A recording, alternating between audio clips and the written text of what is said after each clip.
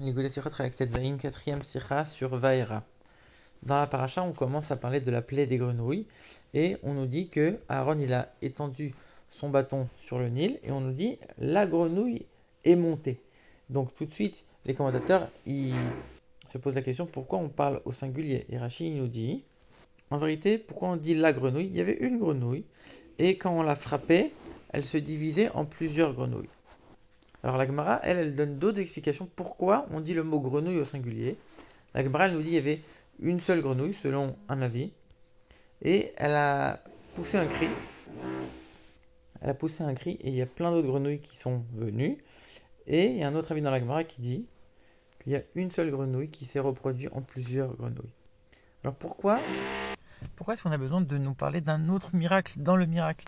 Normalement, on sait que Dieu ne fait jamais de miracle pour rien. Ici, tu es en train de me dire, il a fait en sorte qu'il y a une grenouille qui s'est multipliée en plusieurs autres, etc. Alors, à la rigueur, les explications de la Gemara, le fait qu'elles se sont multipliées, elles se sont reproduites, donc il y en a une qui en a appelé plusieurs, c'est vrai que c'est incroyable, c'est un peu plus réaliste. Mais de dire qu'il y en a une et quand on l'a frappée, elle se divisait en plusieurs, c'est quand même bizarre. Pourquoi Rachid a choisi ce midrash? Et d'ailleurs, Rachid continue son explication en disant ça, c'est la partie midrashique. Et le sens simple du verset, c'est de nous dire que finalement, ici on dit la grenouille, mais c'est pas pour dire la grenouille, c'est pas le mot grenouille ici, c'est pour dire le pullulement de plusieurs grenouilles.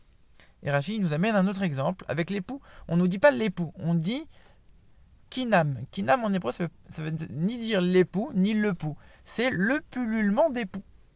Et c'est pour ça que Rachid ici, il donne les mots en français. Alors c'est pas des mots qui sont exacts de nos jours, mais ça nous aide un peu à comprendre c'est quoi la vraie traduction de ces deux mots.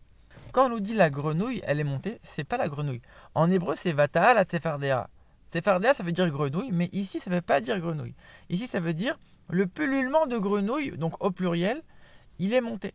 Et Rachid traduit en disant grenouillerie. C'est pas la grenouille qui est montée, c'est la grenouillerie. Sous-entendu, c'est le pullulement de grenouille, même si le terme il est plus exact aujourd'hui.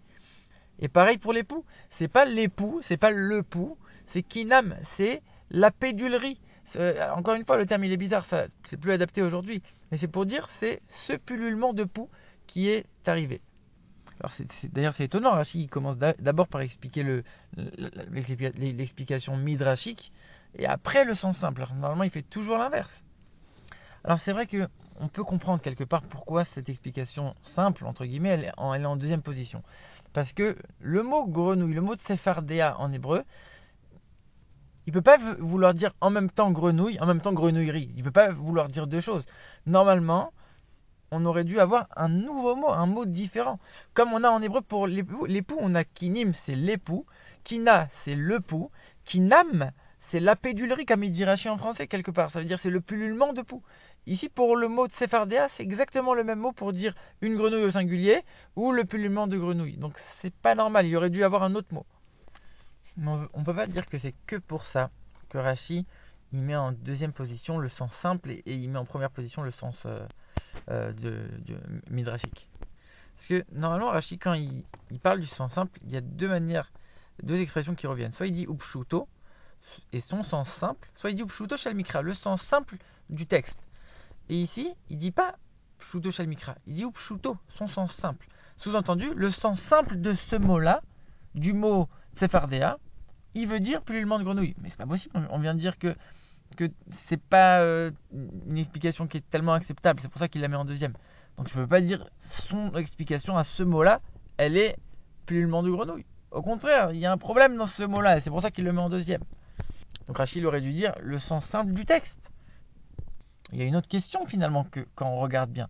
Il y a d'autres endroits, notamment la paracha de Vaishlach, où Rachid nous dit clairement que ça arrive souvent qu'en hébreu, quand on veut parler de par exemple plusieurs taureaux, on dit le taureau. C'est l'espèce le taureau. Et même s'il y en a plusieurs, on va parler au singulier. C'est comme ça que la Torah elle a l'habitude de parler. Donc pourquoi ici Rachid, c'est pas suffit de dire tout simplement, il y a écrit la grenouille, mais en vérité ça veut dire les grenouilles. C'est comme ça que la Torah elle parle. Et en vérité, quand on regarde bien, partout, ce mot-là, la Torah va l'employer des dizaines de fois pour l'appeler des grenouilles, en disant les grenouilles, les grenouilles, les grenouilles, les grenouilles. Et là, il y a un seul endroit où on nous dit la grenouille. Donc c'est pas possible de nous dire non, là aussi ça veut dire au pluriel, mais non, c'est pas possible. Ici c'est le seul endroit. Donc ça veut forcément nous apprendre quelque chose. Et c'est quoi que ça veut nous apprendre? Qu'il y avait, oui, une seule grenouille qui est montée, ou alors, selon les autres avis de la Gemara, mais tout est parti de une seule, donc c'était bien le langage singulier qui est désigné ici, et c'est pas le pullulement de grenouille. Et donc c'est pour ça que d'après le sens simple de tout ce contexte, où on voit que c'est le seul endroit où on nous dit le mot au singulier, ça veut dire qu'il y avait vraiment une seule grenouille qui est venue. Ça, c'est pour ça que Rashi met le midrash en priorité, d'abord avant l'explication de dire c'était un pullulement. Parce qu'on a dit, ce mot de Tsefardéa, il ne peut pas vouloir dire à la fois grenouille au singulier et à la fois grenouillerie. C'est-à-dire que ça ne peut pas vouloir désigner deux choses. Donc c'est vrai que le sens simple, il était un peu tangent. Mais en plus de ça, quand on regarde le contexte, on voit que c'est le seul endroit. Donc forcément que ça veut nous enseigner quelque chose de particulier, le fait qu'il y avait une seule grenouille au singulier. C'est pour ça que Rashi met d'abord le midrash et après le sens simple, entre guillemets. Parce que ça colle beaucoup plus, c'est beaucoup plus acceptable quand on regarde l'ensemble des versets. Mais encore une fois, comme on l'a dit, il aurait pu prendre dans les explications midrashiques certaines qui étaient plus crédibles, où il y avait moins le côté miraculeux, un miracle dans le miracle. Pourquoi choisir l'explication la plus tirée par les cheveux? Et là, le rabbi, il explique la chose suivante. Quand on regarde bien l'ordre que Dieu il a donné à Moshe et à Aaron, il a dit, Aaron va étendre sa main et il fera monter les grenouilles au pluriel. Ça veut dire que dans les autres plaies, on dira par exemple, et les sauterelles monteront. On ne dit pas, et tu feras monter les sauterelles. Ici, c'est écrit, et Aaron, il fera monter les grenouilles. C'est-à-dire qu'en vérité, c'est l'action d'Aaron qui doit impliquer et qui doit entraîner le fait que les grenouilles vont arriver. Et ici, Aaron, il étend sa main sur le Nil, et il y a une seule grenouille qui arrive. C'est pas possible qu'avec juste cette grenouille-là, Aaron, il s'est acquitté de son obligation. Dieu il lui a dit, tu vas faire monter les grenouilles. Donc ici, Rashi rajoute une explication quelque part en disant, il a frappé cette grenouille, et de cette grenouille, elle s'est divisée en plusieurs dizaines de grenouilles, plusieurs dizaines de milliers de grenouilles. Donc en vérité, il a accompli l'ordre de Dieu en frappant, en appuyant quelque part sur cette grenouille. Et donc Rachid, il n'utilise pas les deux explications de la Gemara, que une elle a appelé les autres, ou que une elle s'est reproduite, elle a fait naître plein d'autres. C'est Aaron qui devait appuyer sur cette grenouille pour que ça sorte, pour montrer que c'est lui qui a accompli l'ordre de Dieu.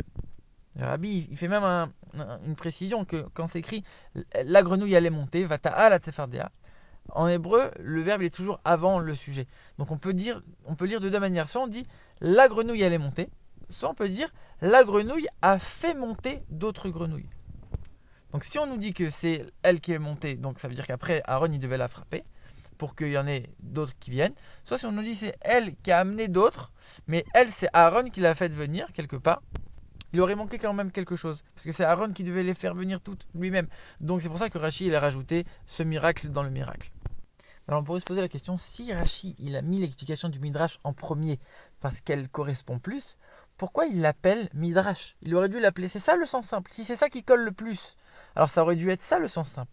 Mais en vérité non, on comprend bien que toute cette histoire de miracle, qu'il y a une grenouille qui est venue, qui a tapé, et qu'on nous dit il y a deux sens, en vérité elle est montée mais elle a fait monter, on voit que c'est pas quelque chose qui correspond à certaines règles dans l'étude de la Torah, donc forcément que ça c'est une explication midrashique. Donc c'est vrai que pour les raisons qu'on a dit, Rachid la met en premier, parce que ça colle plus, mais ça ne respecte pas certaines règles, et donc ça reste quand même un midrash. Et le sens simple, ça reste le fait que, non, ce mot-là, il ne veut pas dire grenouille, il veut dire grenouillerie, il veut dire le pullulement de grenouille. Donc même si Rachid a changé l'ordre, il n'en reste pas moins que ça c'est un midrash, et ça c'est le sens simple. Alors, il dit que d'ici on apprend que quand on a l'occasion de commencer une mitzvah, même si on n'est pas sûr de la terminer, il faut la commencer. On voit que Moshe Rabbeinu, il a commencé à désigner les villes qui étaient des villes de refuge avant de rentrer en Israël, alors qu'il savait très bien que tout ce concept et toute cette loi de ville de refuge n'allait commencer à s'appliquer que une fois que les béné Israël ils seront rentrés et qu'ils seront installés en Israël. Et lui, il savait qu'il n'allait pas rentrer. Malgré tout, déjà avant ça, il a désigné déjà les premières villes de refuge. Ça veut dire, même si je sais que je ne vais pas pouvoir terminer la mitzvah, je peux la commencer, alors je la commence. Et ici, Aaron, d'abord, il élève son bâton sur le Nil. Il y a une grenouille qui vient, et c'est seulement après, en appuyant sur cette grenouille, qu'elle va donner les essaims de grenouille que Dieu avait demandé. Donc de la première explication, du premier commentaire de Rashi, Le rabbi il dit on peut tirer une chose, c'est qu'il y a une seule grenouille qui est montée. Ça veut dire que si déjà les Égyptiens, avec tout ce qu'ils méritaient, il y a une seule qui est montée, alors on comprend que quelqu'un qui fait du bien, c'est sûr qu'il aura une récompense énorme aussi. De la même manière que Dieu il est gentil pour punir les méchants, il est aussi gentil pour donner le bien à ceux qui sont méritants, si on peut dire.